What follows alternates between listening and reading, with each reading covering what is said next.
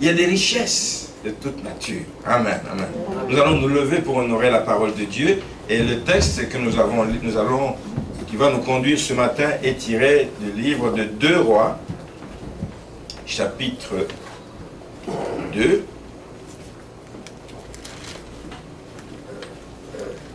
On va lire à partir du verset 1er jusqu'au verset 9.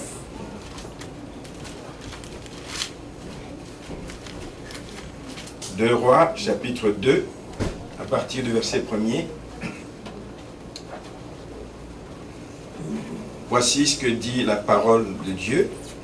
Lorsque l'Éternel fit monter Élie au ciel dans un tourbillon, Élie partait de Gilgal avec Élisée. Élie dit à Élisée, « Reste ici, je te prie, car l'Éternel m'envoie jusqu'à Béthel. » Élisée répondit, « L'Éternel est vivant, et ton âme est vivante. Je ne te quitterai point. » Et ils descendirent à Béthel. Les fils des prophètes qui étaient à Béthel sortirent vers Élisée et lui dirent, « Sais-tu que l'Éternel enlève aujourd'hui ton maître au-dessus de ta tête ?» Et il répondit, « Je le sais aussi, taisez-vous. » Verset 4. Élie lui dit, « Élisée, reste ici, je te prie, car l'Éternel m'envoie à Jéricho. » Il répondit, « L'Éternel est vivant, et ton âme est vivante. Je ne te quitterai point. » Et ils arrivèrent à Jéricho. Les fils des prophètes qui étaient à Jéricho s'approchèrent d'Élisée et lui dirent, « Sais-tu que l'Éternel enlève aujourd'hui ton maître au-dessus de ta tête ?» Et il répondit, « Je le sais aussi, taisez-vous. » Et lui dit, « Reste ici, je te prie, car l'Éternel m'envoie au Jourdain. » Il répondit, « L'Éternel est vivant, et ton âme est vivante. Je ne te quitterai point. » Et ils poursuivirent tous deux leur chemin. 50 hommes d'entre les fils des prophètes arrivèrent et s'arrêtèrent à distance vis-à-vis, et eux deux s'arrêtèrent au bord du Jourdain. Alors Élie prit son manteau, le roula et en frappa les eaux qui se partagèrent ça et là, et ils passèrent tous deux à sec. Lorsqu'ils eurent passé, Élie dit à Élisée, « Demande ce que tu veux que je fasse pour toi, avant que je sois enlevé d'avec toi. » Élisée répondit, « Qu'il y ait sur moi, je te prie, une double portion de ton onction. » Répétez avec moi, « Qu'il y ait sur moi, je te prie, une double portion de ton esprit. » Amen. Seigneur, merci. Merci pour la constance que nous pouvons voir dans l'attitude et dans le comportement d'Élie. Merci pour cette constance dont nous avons tant besoin et que tu attends tellement de nous, tes enfants. Aide-nous à tirer les leçons, Seigneur, du comportement et de l'attitude d'Élisée, et que nous puissions réellement, Seigneur, faire ta joie et ton bonheur. Amen. Amen. Veuillez prendre place, s'il vous plaît. Il y a un chemin de la double portion. C'est un chemin étroit, c'est un chemin difficile, mais il y a un chemin pour avoir une double portion. Et nous voyons quel a été le chemin que Élie demandait à Élisée de suivre. C'est quasiment le même chemin que le Seigneur nous demande de suivre.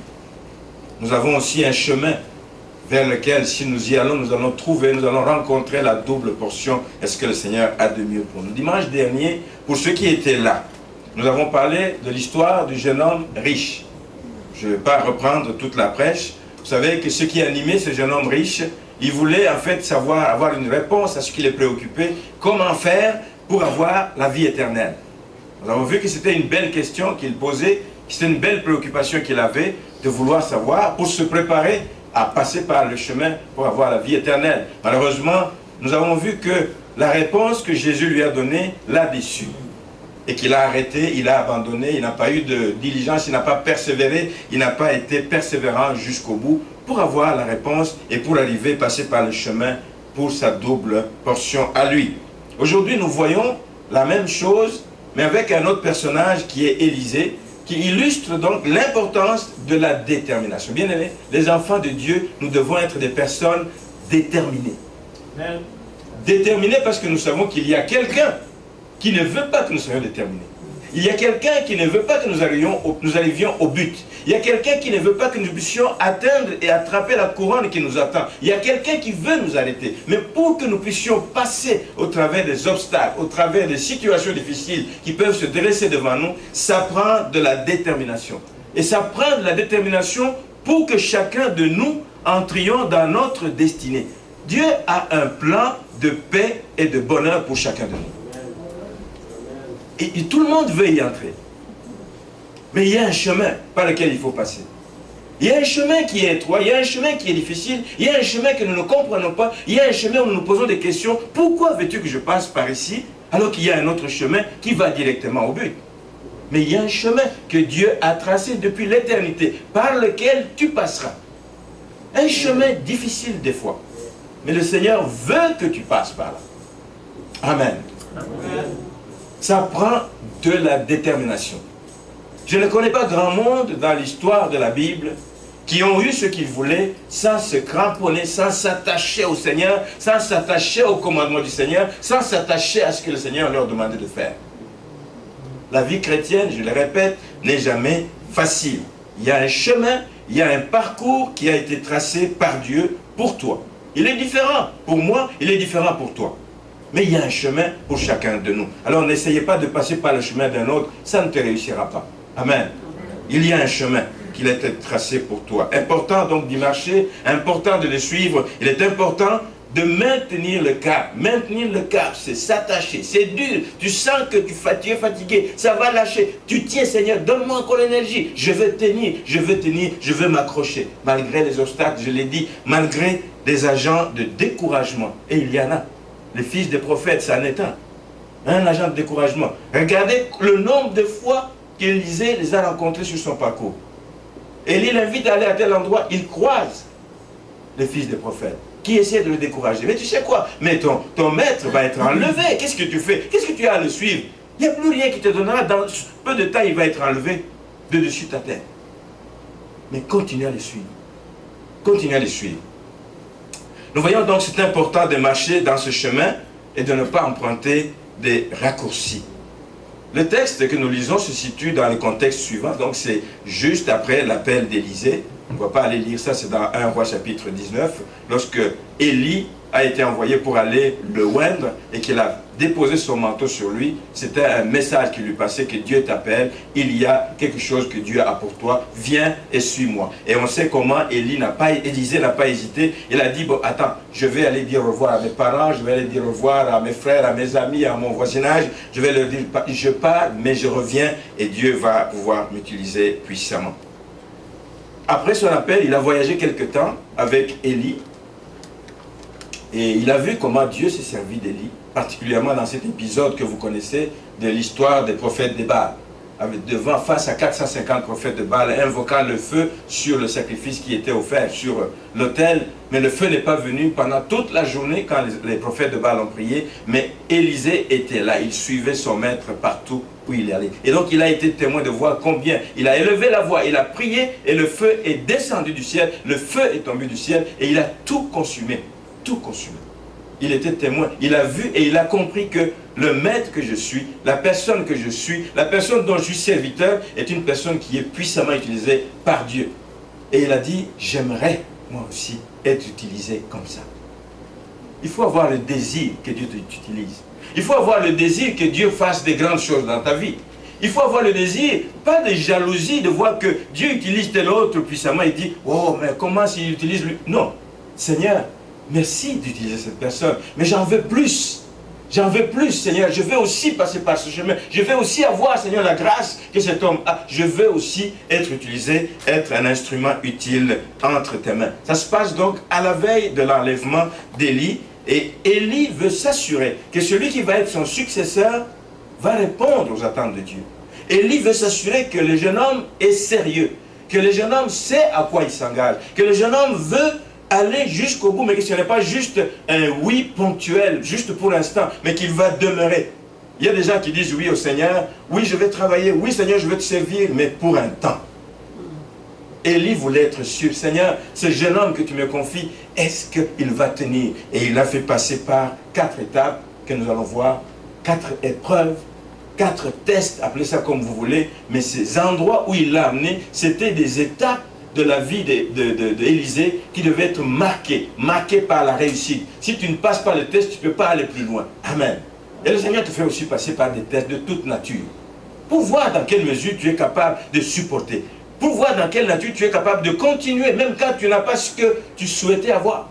Ça fait des années que je te prie pour avoir de l'argent, je n'ai pas. Je te prie pour avoir un emploi stable, je n'ai pas. Je te prie pour avoir un enfant, je n'ai pas. Mais vas-tu lâcher Dieu parce que tu n'as pas d'enfant? Vas-tu lâcher Dieu parce que tu n'as pas un emploi stable? Vas-tu lâcher Dieu parce que tu n'as pas ci, parce que tu n'as pas ça? Il y a des tests par lesquels le Seigneur veut que nous passions pour voir notre maturité, pour voir notre sérieux avec lui, pour voir si réellement nous tenons réellement à le suivre pas à pas. Amen. Amen. Alors je vous encourage ce matin à être des personnes déterminées.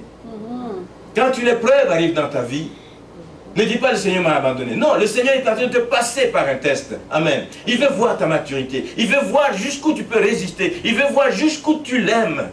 Amen. Tu ne l'aimes pas seulement quand il te bénit, tu ne l'aimes pas seulement quand il bénit tes enfants, tu ne l'aimes pas seulement quand il donne un bel emploi, mais quand tu as perdu l'emploi, vas-tu encore l'aimer? C'est une étape de ta vie, mais vas-tu passer au travers? Et il le fait passer donc par 4 étapes pour s'assurer de l'engagement d'Élisée. Parce que lui aussi est passé par ces étapes-là. Lui aussi est passé par ces étapes. Je vais juste vous donner un bref aperçu quand lui-même a été appelé dans 1 Roi 17. Il a été appelé pour aller annoncer la sécheresse au roi à l'époque, qu'il fermait le ciel pendant 3 ans, mais Dieu voulait qu'il soit sûr que cette personne est prête à aller se tenir devant le roi, qui n'aura pas peur de dire la vérité devant le roi. Lui-même, le Seigneur, quand il l'a appelé, il l'a d'abord amené à Galade, 1 Roi 17. Il a amené Élie à Galade, qui est la source, qui est là où on va s'abreuver, qui est là où on va chercher la présence de Dieu. Ensuite, il l'a amené à Kérit qui est le lieu de séparation. Il t'enlève de ton lieu de confort, il t'amène dans un lieu où il n'y a rien, où tu peux boire seulement l'eau du torrent, où tu n'as pas de pain, tu vas être nourri seulement par des corbeaux. Dieu l'amène à ces étapes-là. Après l'avoir amené à Galade, il a reçu l'onction, il a reçu la présence de Dieu. Il l'amène à Kérit dans une épreuve. Il l'amène ensuite à Sarepta, chez la veuve, pour la purification de cet homme, pour une épreuve. Allait dépendre d'une veuve, comme nous avons dit, allait dépendre d'une veuve. Ensuite, il l'a amené au Mont Carmel, qui est le lieu de la fécondité. Quand tu as passé toutes ces étapes, Dieu amène à ce que tu puisses avoir un ministère fécond, un ministère qui porte des fruits. Et enfin, il l'a amené au Mont Carmel. Il a amené Élie par ces différentes étapes avant qu'il ne puisse faire le miracle du feu qui est tombé sur l'offrande, le sacrifice qu'il voulait offrir à Dieu. Amen. Donc, lui est passé par là, il a vu combien ça porte des fruits, il a vu combien c'est bénéfique, et il veut faire passer la même chose à son serviteur Élisée. Nous aussi, Dieu veut que le manteau de son Saint-Esprit soit sur nous, nous couvre, pas pour une expérience d'un jour, bien aimé. Quand le Saint-Esprit vient sur nous, c'est pour qu'il demeure avec nous, qu'il reste avec nous. Quand nous passons par des temps difficiles, il est là à notre conseil pour dire non, c'est pour un temps, continue le chemin. Amen. Quand le Seigneur dépose son manteau sur nous, le manteau de son Saint-Esprit, il nous l'a envoyé comme conseiller. Le conseiller parfait, qui connaît toutes choses, qui nous conduit dans les voies de la vérité, qui nous conduit dans les voies de la crainte de Dieu, qui nous conduit dans les voies qui honorent Dieu. Dieu veut que son manteau repose sur nous, pas pour un jour, pas pour une semaine, mais pour un long voyage que nous avons à faire en attendant son retour. Que le Seigneur nous aide à ne pas prendre la grâce de Dieu envers. Voyons maintenant quelles sont ces 4 étapes par lesquelles Élisée devait passer. D'abord, la Bible nous dit que Élie partait de Gilgal avec Élisée. Alors, si nous rentrons dans la Bible pour chercher ce qu'est Gilgal, Gilgal c'est le nom d'une ville. Mais Gilgal, j'en ai parlé ici il y a je ne sais pas combien de temps. Gilgal, c'est la première ville où le peuple d'Israël a foulé les pieds quand ils sont sortis du désert. Le premier arrêt où ils se sont arrêtés après la traversée de la mer. C'est la première ville. Ils se sont arrêtés à Gilgal. C'est là où Josué a construit un autel, rappelez-vous, avec 12 pierres qui ont été prises dans le fond de la rivière pour symboliser le sérieux de Dieu, pour symboliser la puissance de Dieu, pour montrer que Dieu est un Dieu puissant, capable de grandes choses. Pour que ce lieu, cet autel, la Bible dit que ce lieu serve de témoignage pour les générations à venir. Quand les gens passeront par là, ils se rappelleront que c'est par ici que Dieu nous a livrés. Il nous a fait traverser à sec par le Jourdain. C'est le lieu de témoignage. C'est le lieu qui doit nous rappeler que Dieu est puissant. Amen. C'est aussi le lieu où Josué fit circoncire tous les enfants d'Israël qui sont nés durant la marche dans le désert. Tous ceux qui étaient venus d'Égypte sont morts. Pendant les 40 ans, sont morts. Il y a une nouvelle génération, mais qui n'a pas eu l'occasion de mettre en pratique l'alliance abrahamique. L'alliance qu'Abraham avait fait de circoncire tous les jeunes mâles. Mais donc, toutes ces personnes, ils disent, avant d'entrer dans la terre promise, Gilgal, ça a été le lieu où on a fait la circoncision pour tous ceux qui sont nés dans le désert, durant la marche du désert. Cette circoncision était un signe d'engagement.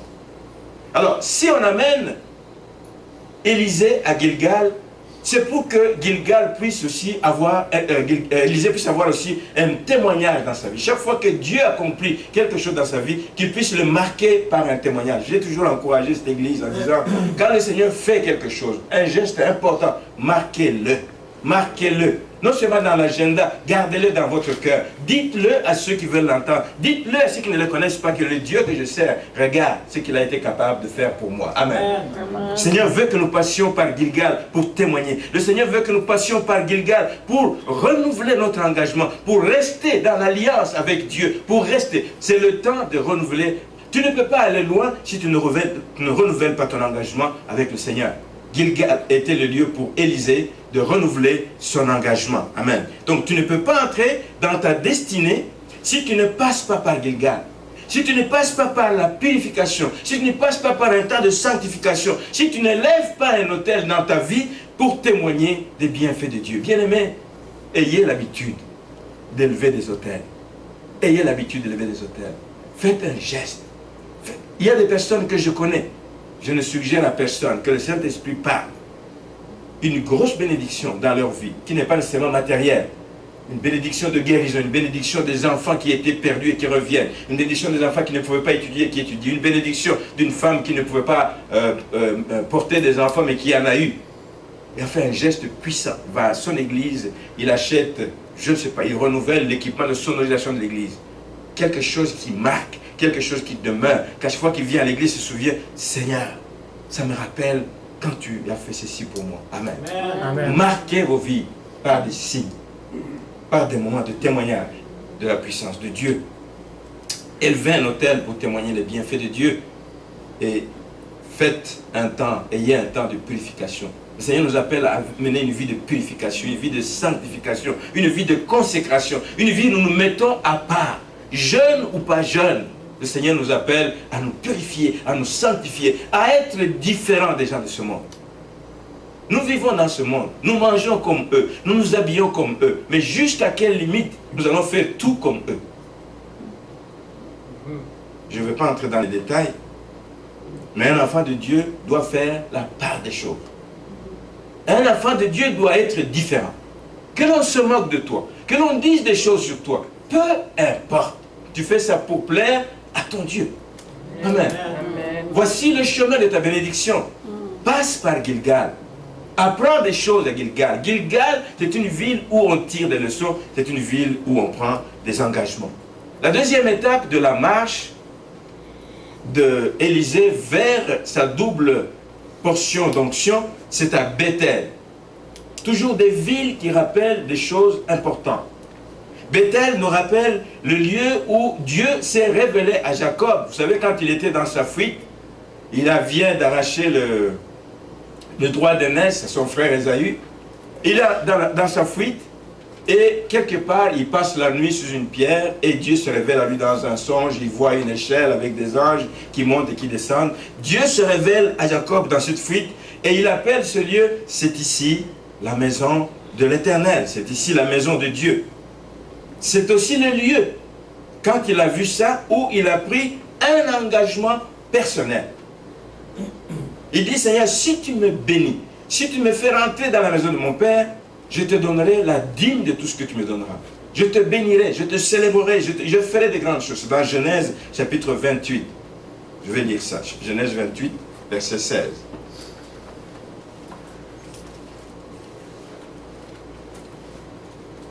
Genèse 28, verset 16. La Bible dit ceci. Jacob s'éveilla de son sommeil et il dit, certainement l'Éternel est en ce lieu et moi je ne le savais pas. Il eut peur et dit que ce lieu est redoutable. C'est ici la maison de Dieu. C'est ici la porte des cieux. Et Jacob se leva de bon matin, il prit la pierre dont il avait fait son chevet, il l'adressa pour un monument. Encore une pratique qu'ils avaient dans l'ancien temps, ils dressaient des monuments qui restaient là. Même quand ils repassaient par là, même quand d'autres passaient par là, ils savaient que ce monument a été dressé par telle, à telle occasion, à telle intervention. Il l'adressa pour monument et il versa de l'huile sur son sommet. Il donna à ce lieu le nom de Bethel, mais la ville s'appelait auparavant Luz. Et Jacob fit un vœu en disant, si Dieu est avec moi, et me garde pendant ce voyage que je fais, s'il me donne du pain à manger et des habits pour me vêtir, et si je retourne en paix à la maison de mon Père, alors l'Éternel sera mon Dieu. Cette pierre que j'ai dressée pour monument sera la maison de Dieu, et je te donnerai la dîme de tout ce que tu me donneras. C'est un lieu d'engagement. À Bethel, c'est là qu'il rencontre pour la première fois les fils des prophètes qui veulent le décourager. J'imagine qu'il lui disait des choses du genre, mais tu te cramponnes à ce vieil homme qui tend vers la fin de ses jours. Tu te cramponnes à quelqu'un qui finit sa couche, il est en train de partir bientôt. Qu'est-ce que tu as à faire? Reste avec nous ici. Reste avec nous ici. Bethel, c'est le lieu de la maison de l'Éternel. On y trouve aussi des gens, comme je disais, des gens qui vont te décourager. Qui vont te montrer que tu n'as pas fait un bon choix. Qu'est-ce que tu fais dans cette église? Perds ton temps. Ce n'est pas l'église de Dieu.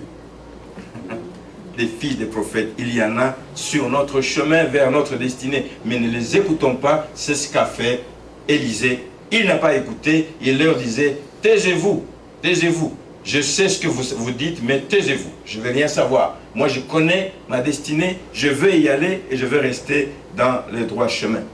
Les gens qui t'arrêtent, c'est des gens qui veulent que tu vives dans la médiocrité avec eux, tu ne t'élèves pas, que tu n'avances pas, que tu ne portes pas de fruits dans ta vie, reste avec nous. Nous allons rester au même niveau ensemble. Mais le Seigneur t'appelle à plus que ça. Le Seigneur t'appelle à aller au-delà de tes capacités, à aller au-delà de ce que les gens voient de toi. Amen. Le Seigneur t'appelle à ne pas t'arrêter à Bethel, malgré les sollicitations. Si tu veux avancer, si tu veux t'impliquer, avance, garde le cap et tu seras béni. Amen. Amen. Élisée ne s'arrête pas à Bethel. Et là, évidemment, Élie commence à comprendre. Il dit, mais oh, j'ai affaire à quelqu'un de déterminé. Il dit, non, reste ici. Non, je ne vais pas rester. Sais-tu que l'Éternel enlève aujourd'hui ton maître au-dessus de ta tête? Il répondit, je le sais, taisez-vous. Alors, après ça, Élie dit, ben écoute, tu veux continuer avec moi? Viens. Le Seigneur m'envoie à Jéricho. Et l'autre lui dit, l'Éternel est vivant et ton âme est vivante, je ne te quitterai point. Quand tu sais que ceci est le chemin de ta bénédiction, tu ne le quitteras pas. Mais si tu ne sais pas, si tu doutes, si tu ne crois pas, tu vas lâcher parce qu'il va y avoir des sollicitations de partout. Et il y en a, laissez-moi vous dire, dans l'église du Seigneur, dans nos familles, partout. Des gens nous sollicitent. Viens, entre dans nos groupes, même dans les églises. Même dans les églises. Passe. Tu n'as peut-être pas fait le bon choix. Ils veulent que tu restes sur le même niveau que eux, alors que toi tu veux avancer, tu es appelé à plus que ça. Et là, ils sont allés à la troisième étape, à Jéricho. Jéricho nous rappelle, vous le savez, c'était le lieu de victoire. Les murailles sont tombées, les victoires du peuple, et c'était aussi, il avait une réputation que c'était une ville de beaucoup de plaisir. C'est une ville de plaisir, une ville d'abondance. Rappelez-vous quand on a envoyé les espions, les 12 espions, il y en a qui sont allés chez Rahab. La Bible nous dit que c'était une prostituée. Dans les villes comme ça, où il y a des villes de plaisir, il y a beaucoup de maisons de prostituées. Le Seigneur l'a envoyé là-bas. C'est une ville de plaisir, une ville d'abondance. Il y avait tout. C'est très tentant de rester à un endroit comme ça. J'ai tout ce qu'il faut. Il fait bon vivre ici. Là, il y a de belles compagnies, de belles maisons. Les routes sont belles. Tu es attiré. L'église est bien bâtie. Tu dis, ah, je vais rester ici. Le Seigneur t'appelle à aller plus loin. Le Seigneur t'appelle à aller plus loin. On y trouve aussi des fils de prophètes. Ils sont là, sur tout le parcours. Ils sont là pour l'arrêter, pour l'empêcher d'aller vers sa destinée. Des fils de prophètes qui, eux, sont installés dans le confort.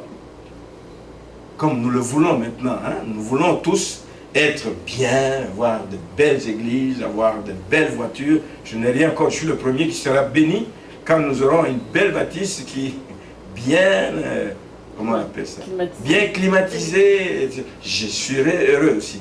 Mais ce n'est pas ce type de confort auquel le Seigneur nous appelle. Amen. Le Seigneur nous appelle à beaucoup plus, d'aller plus loin, d'aller creuser, d'aller chercher plus loin encore. Amen. On y trouve aussi des fils de prophètes qui, eux, sont dans les conforts et qui veulent lui dire, mais viens, fais comme nous, viens, assieds-toi comme nous. Tu vas aussi avoir une église bien assise, tu vas aussi avoir des fidèles, tu vas aussi avoir des dons, tu vas avoir aussi des cadeaux, tu vas bien des choses qui peuvent être... Mais c'est des gens qui vivent dans le confort, qui s'assoient souvent sur juste des victoires passées. Tu peux rester à Jéricho en te souvenant, waouh, c'est ici qu'on a eu la victoire. Tu vis sur le passé, tu vis dans le passé, tu comptes sur les victoires du passé. Le Seigneur t'appelle à remporter de nouvelles victoires. Le Seigneur t'appelle à sortir. La victoire que tu as déjà eue, elle est déjà acquise, mais va plus loin. Remporte une nouvelle victoire dans ta vie pour la gloire du Seigneur. Amen. Alors il ne faut pas se contenter de la vie facile, bien aimé.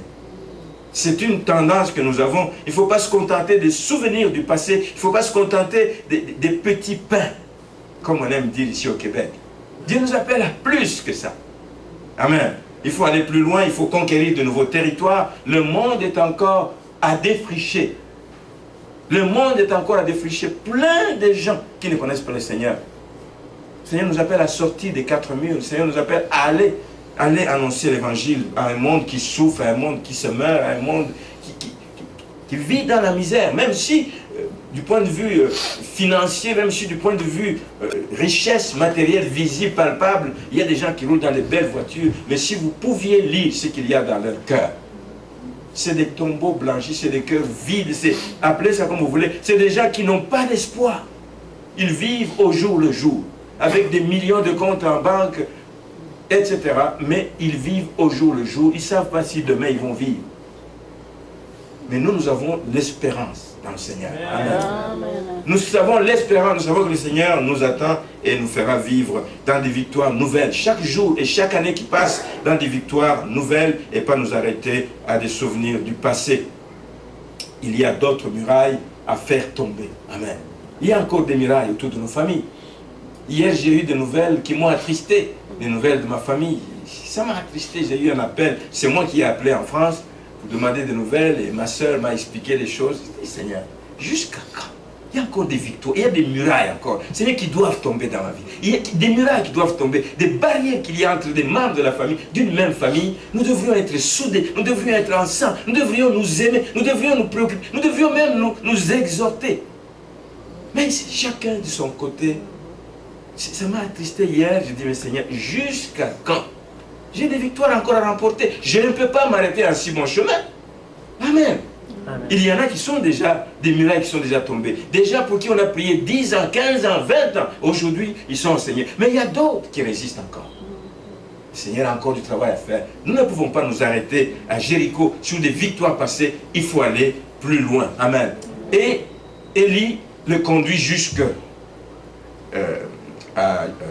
au Jourdain. C'est la dernière étape.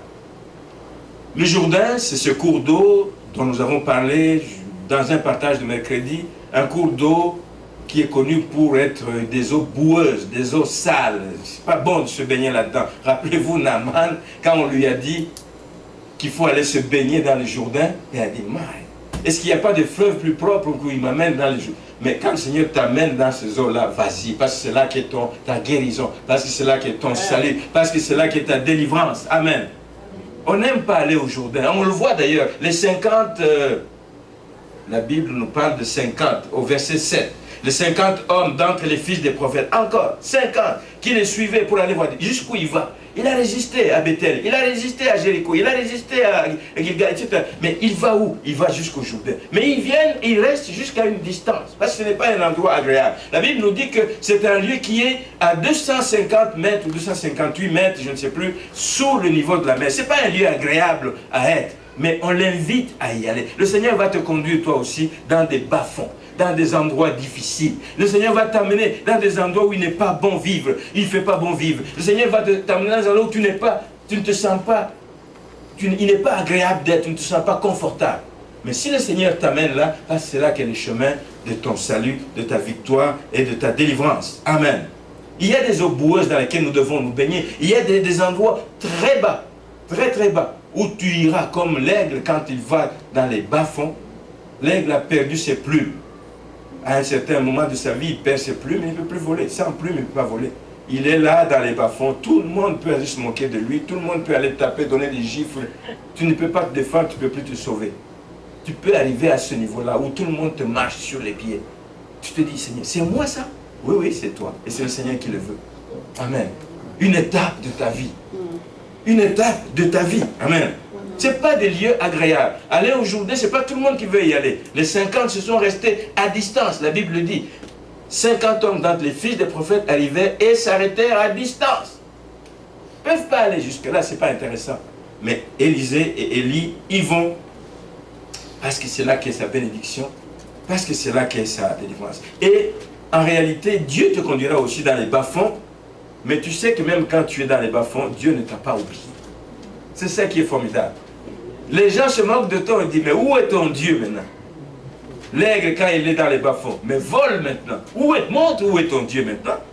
Tu as beaucoup parlé, tu as beaucoup dit que Dieu est fort et puissant. Où est-ce qu'il est? Tu es là maintenant. N'importe qui tu n'as pas venu te gifler.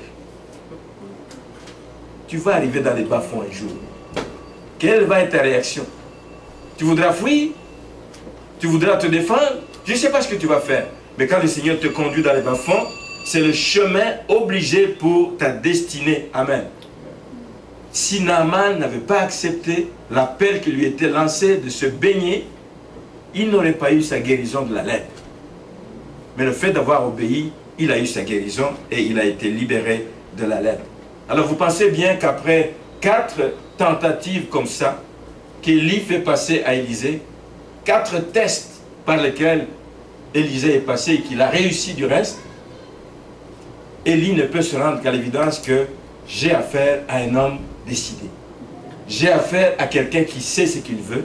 J'ai affaire à quelqu'un qui n'est pas aventurier. J'ai affaire à quelqu'un qui ne va pas laisser tomber sa marche avec le Seigneur. J'ai affaire à quelqu'un qui veut atteindre sa percée. J'ai affaire à quelqu'un de décidé, de déterminé.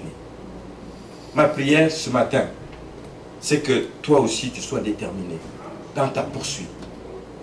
Ma prière ce matin, c'est de te rappeler qu'il y a un plan de Dieu pour ta vie. Tu ne le connais peut-être pas en détail, mais le Seigneur, c'est celui qui te conduit, pas à pas. Pas à pas. Ne brusque pas les choses. Amen. Je vais terminer en vous disant tous qu'il y a des étapes obligées pour atteindre votre destinée, que nous ne devons pas abréger le parcours justement parce que nous voulons être pressés, parce que c'est difficile, parce qu'il y a des mauvaises influences autour de nous. Il y a des gens qui ont perdu ce que Dieu avait prévu parce qu'ils n'ont pas voulu écouter. Ils ont plutôt écouté de partout. Ça sort d'ici. Ah oui? Ah oui? Mais écoute plutôt Dieu. Amen. Amen. Je ne dis pas de boucher les oreilles. Tu peux laisser entrer, mais quand tu reçois, mets ça devant Dieu. Seigneur, est-ce que c'est vrai? Est-ce que c'est ça ta volonté? Est-ce que c'est ça ton désir pour moi? Est-ce que c'est ça ta décision pour moi? Il y a des étapes obligées, il ne faut pas. Il y a des opportunités que Dieu a prévues dans ta vie. Il y a des opportunités que tu n'as pas encore touchées, que tu n'as pas encore vues dans ta vie. Mais elles arriveront en son temps. En son temps, cette opportunité arrivera. Les portes s'ouvriront au moment favorable et tu pourras avoir un impact inimaginable. Ne sois pas pressé pour dire, non, moi aussi je vais avoir de l'influence. Non. Attends le temps de Dieu. Passe par le cheminement que Dieu veut te conduire. Et tu verras ta gloire, tu verras la gloire de Dieu sur ta vie. Alors, je termine juste en vous disant, comme Élisée ne s'est pas arrêté à Gilgal, ne t'arrête pas à Gilgal.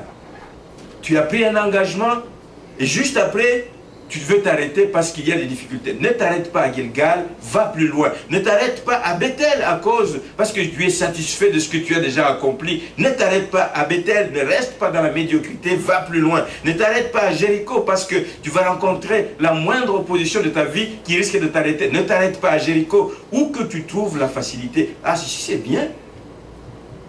Ici, je commence à me sentir à l'aise.